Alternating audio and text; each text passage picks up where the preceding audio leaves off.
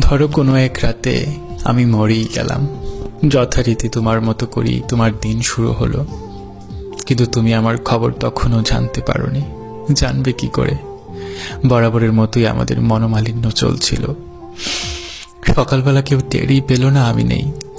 সবাই ভাবলো রাত জেগেছে হয়তো, ঘুমাক আর একটু।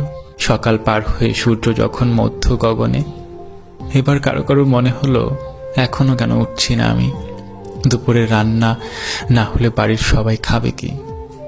প্রথমে কেউ কেউ নাম ধরে ডাকলো, তারপর যখন উঠছি না তখন বেশ জোরে নাম ধরে ডাকলো কয়েকবার।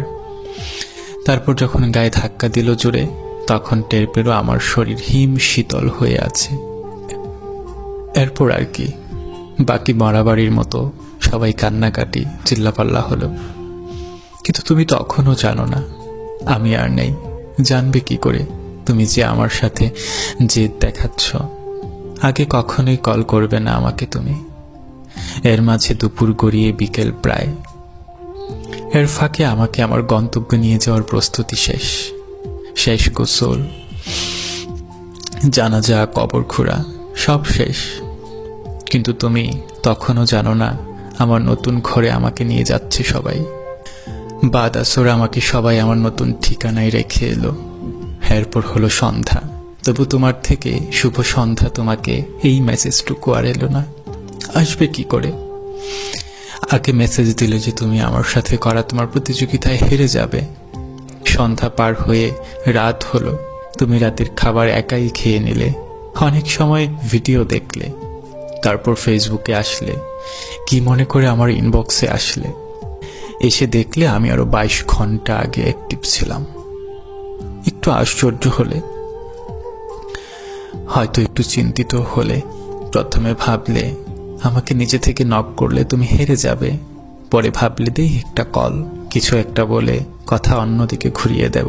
কল করলে আমার নাম্বার বন্ধ, আবার করলে, আবার অনেকবার চেষ্টা করলে, বেশ কয়েকবার করলে, কিন্তু নাম্বার বন্ধ দেখাচ্ছে। এবার তোমার একটু ভয় লাগলো, অসুস্থ হলাম কিংবা কোনো দুর্ঘটনা হলো না তো। তারপর আমার অনেক বেশি কাছের একজনের নাম্বারে কল করলে, বেশ কয়েকবার কল করলে। রিং হওয়ার পর রিসিভ হলো। হ্যালো বলল প্রিয় মানুষটা আমার, কিন্তু কান্না বেচা কণ্ঠস্বর। তুমি একটু জুড়ে বললে কি হয়েছে, আমাকে খুঁজলে। ওপাশ থেকে জানিয়ে দেয়া হলো আমি আর নেই এই পৃথিবীতে। রাতে ঘুমানোর পর আর উঠিনি। এরপর তোমার অনুভূতি কেমন হবে? অবাক হবে, চিৎকার করে উঠবে, নাকি আপদ বিদায় হয়েছে ভেবে স্বস্তি পাবে?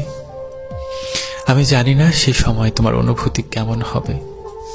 শুধু আমি জানি আমার সাথে ইগো নামক যে প্রতিযোগিতায় নেমেছিলে তুমি, আমি এই পৃথিবী থেকে বিদায় নিয়ে সেই প্রতিযোগিতায় তোমাকে হারিয়ে দিয়ে যাব।